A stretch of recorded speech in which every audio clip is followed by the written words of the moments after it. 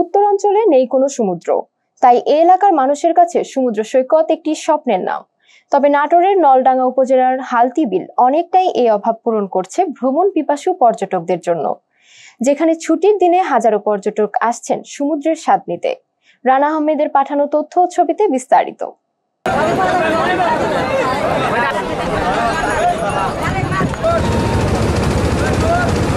বিশাল জলরাশি, তীরে আছড়ে পড়ছে ঢেউ, মনে হচ্ছে এ যেন সমুদ্র সৈকত।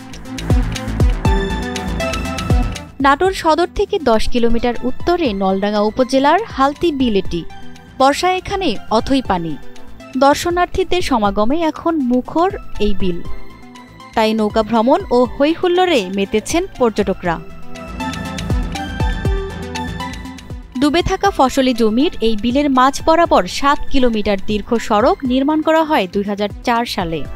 ওই বছর বন্যা হলে সড়ক ডুবে উত্তাল জলরাশির ঢেউ সড়কে আছড়ে পড়ে, ফলে তৈরি হয় সমুদ্র সৈকতের আমেজ।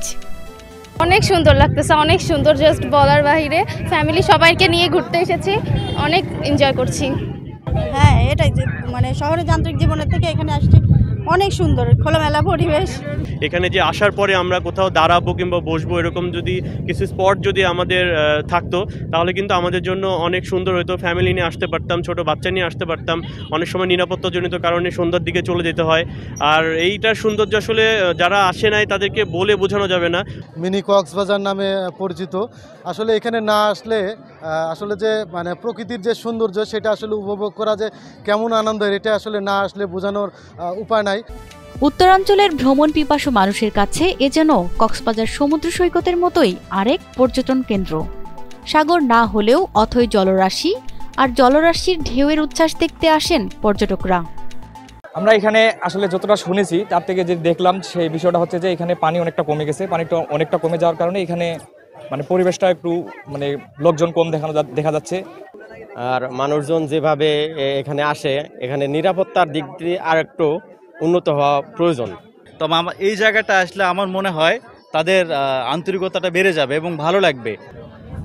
মানুষজনের সমাগম, বাতাস, পরিবেশ সবকিছু মিলিয়ে আসলে শহরের জঞ্জাল বা যান্ত্রিক জীবন থেকে যদি কিছুটা এখান থেকে আমরা স্বস্তির একটা আভাস পাই আর কি।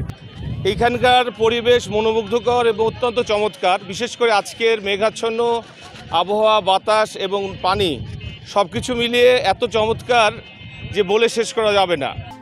হালতি বিলকে সবাই বলছে মিনি কক্সবাজার। বর্ষাকালে সাপ্তাহিক ছুটির দিনে বিলে পর্যটকে ঠাসা থাকে, তবে 2 ঈদের সময় ও সাপ্তাহিক ছুটির দিনে ভিড়টা একটু বেশিই হয়। বিশেষ করে বিকেলে হাজারো দর্শনার্থীতে ভরে ওঠে পাটুলঘাট ও হালতি বিলের খোলাবাড়িয়া মুক্তিযুদ্ধ স্মৃতিসৌধ। বিভিন্ন জেলা থেকে আসা পর্যটকদের নিয়ে নৌকা ভ্রমণে আয় বেড়েছে এলাকার মাঝিদের, কর্মসংস্থান হয়েছে অনেকের। স্থানীয় প্রশাসন বলছে দুর্ঘটনা রোধে নেওয়া হয়েছে বেশ কিছু উদ্যোগ।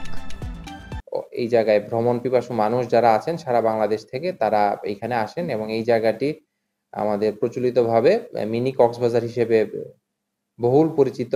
এবং এখানে মানুষজন আমাদের হালতি বিলে নৌকা ভ্রমণ করে এবং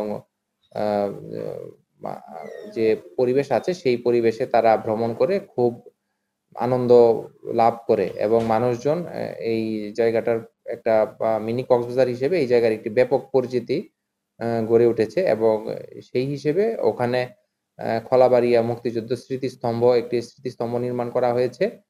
আর ওই খোলাবাড়িয়া স্মৃতিস্তম্ভের পাশে আমাদের উপজেলা প্রশাসনের উদ্যোগে একটি দৃষ্টিনন্দন গোল ঘর নির্মাণ করে দেওয়া হয়েছে।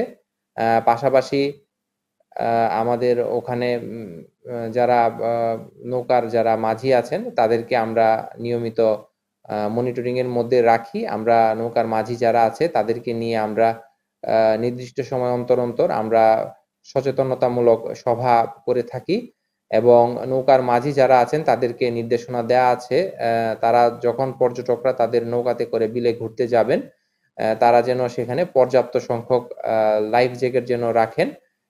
ভ্রমণ সহায়ক আরও কিছু উন্নয়ন কাজ করা হলে কক্সবাজারের বিকল্প হতে পারে পাটুলের হালতি বিল, এমনটাই মনে করছেন পর্যটকরা।